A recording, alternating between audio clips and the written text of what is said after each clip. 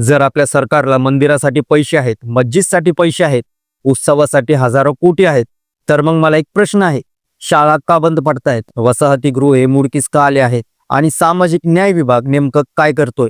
आज माझा प्रश्न स्पष्ट आहे. तर सरकार हे म्हणत असेल शिक्षण हे आमचं प्राधान्य आहे, तर मग मला तुम्ही समजून सांगा, या देशात आणि महाराष्ट्रामध्ये इतक्या शाळा बंद का पडतायत? हा आरोप नाही, हा सरकारी कागदपत्रांवरचा प्रश्न आहे. शालेय शिक्षण विभागाच्या UDISC डाटाबेसमध्ये RTI मधून आणि विधानसभेत दिलेल्या उत्तरांमधून हे स्पष्ट होतं.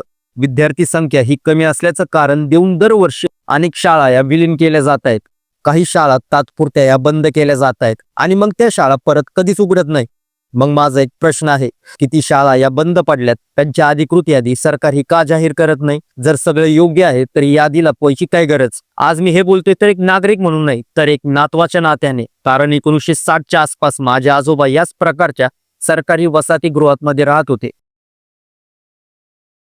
तेव्हा देश हा नवखा होता, सुविधा कमी होत्या, परिस्थिती कठीण होती, विद्यार्थी हे अडचणीमध्ये शिकत होते. तेव्हा ते आपण समजू शकतो. पण आज 60 वर्षानंतर मी पुन्हा तिथे उभा होतो आणि एक धक्का बसला. ज्या परिस्थितीमध्ये तेव्हा विद्यार्थी शिकत होते, तीच परिस्थिती आजही तशीच आहे. या 60 वर्षामध्ये सरकार बदलली, बजेट वाढलं, विकासाचे दावे वाढले, पण विद्यार्थ्यांची अवस्था ही का बदलली नाही? कारण आजही गळकट छप्पर आहे, आजही फाटलेल्या भिंती आहेत, आजही असुरक्षित खोल्या आहेत. आणि मग प्रश्न पडतो, एवढ्या खराब परिस्थितीमध्ये विद्यार्थ्यांना हे राहावं लागतंय, हे कोणाचं अपयश आहे? ही वसतिगृह महाराष्ट्र शासनाचा सामाजिक न्याय विभागाअंतर्गत येतात. मग मी थेट विचारतो, सामाजिक न्याय विभाग नेमकं काय करतंय? फाईल्स फिरवतोय का? मीटिंग्स करतोय का? की अहवाल लिहून जबाबदारी ही टाळतोय? आणि जर विभाग हा काम करत असेल तर तिथल्या जमिनीवर परिस्थिती तशीच का आहे? आता आणखीन एक महत्वाचा प्रश्न, देशाकडे आपल्या पैसा नाही का? नाही. देशात मंदिरं आहेत, त्यांच्या व्यवस्थेसाठी सरकारी निधी आहे. मस्जिद आहेत, त्यांच्यासाठी सरकारी निधी आहेत. धार्मिक स्थळांच्या सुरक्षा, सुविधा, विकासासाठी बजेट आहे.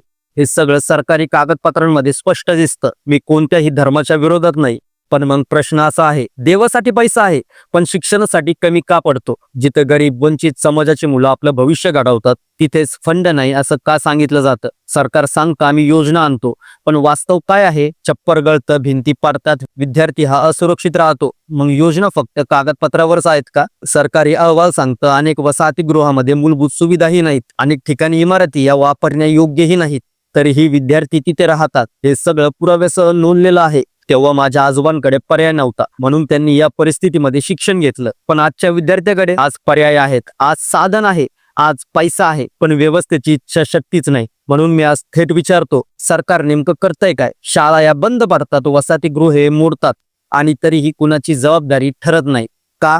जर आजही विद्यार्थी 1960च्या परिस्थितीत राहायला भाग पाडले जात आहेत, तर हे अपयश विद्यार्थ्यांचं नाही, हे अपयश व्यवस्थेचं आहे. आज माझ्या आजोबांची पुण्यतिथी आहे, म्हणून आज हा प्रश्न विचारणं माझं कर्तव्य आहे.